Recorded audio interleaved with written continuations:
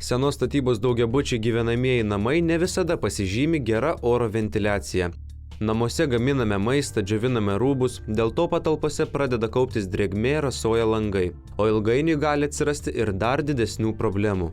Esame viename daugiabučių bute, kur yra sumontuotas Mitsubishi Electric mini rekuperatorius VL100. Anksčiau šiame bute buvo labai daug drėgmės, langas visas apsineždavo drėgmė, pro langą beveik nieko nesimatydavo, ant palangės pribėgdavo daug drėgmės ir klientas minėjo, kad per 11 metų net supuvo palangė.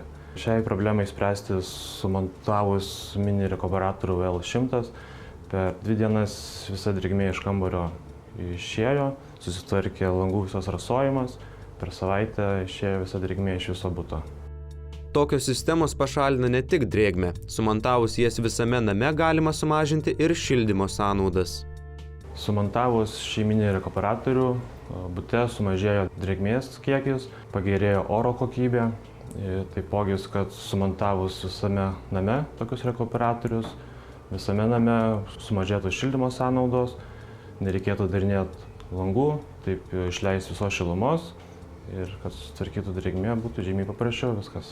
Mini rekuperatoriai vėdina patalpas ir tuo pačiu valo iš kiemo į kambarius patenkantį orą. Lygiai taip pat svarbu yra alergiškam žmonėm, kurie pavasarį, ypač žinome nuo žiedadulkių, pradeda čiaudėti ir kitos lygos prasideda.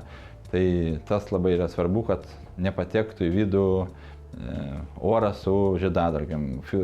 Mini rekuperatorius turi filtrus įmontuotus, tai reiškia, mes apsaugom. Lygiai taip pat, jeigu yra kūrenama ar dar kažkokie blogi orai sklaido laukia, taip pat yra jie filtruojami apie filtrus ir nepatenka tiesioginis kvapas ar dar kažkas. Šios sistemos priežiūra yra labai paprasta ir nereikalauja didelių pastangų. Mini rekuperatorius tikrai nereikalauja didelios priežiūros. Paprasčiausiai yra 2 filtrai, kuriuos reikia karts nuo karto su siurbliu išsiurbti. Tai yra normalu, kadangi ore skraido daug bakterijų, skraido daug visokiausių dalelyčių, kurių mes gal nematome akimi, bet jie, žodžiu, susirenka, tų pačių išvalome mes ir patalpų orą. Tai kokybė oro žymiai pagerėja, kurio pasiekoje mes turime kokybišką orą ir gerą gyvenimą. Anot UAB Eko2 Šiluma direktoriaus Rolando Grikšo, tokios sistemos elektros sąnaudos yra labai nedidelės. Rekuperatorius veikdamas didžiausiu pajėgumu per mėnesį sunaudoja elektros už 9 litus, o nustačius mažiausią galingumą elektros bus sunaudota vos už 4 litus. Tokio tipo rekuperatoriai padės atsikratyti nepageidaujamos drėgmės namuose ir leis kvėpuoti švariu oru.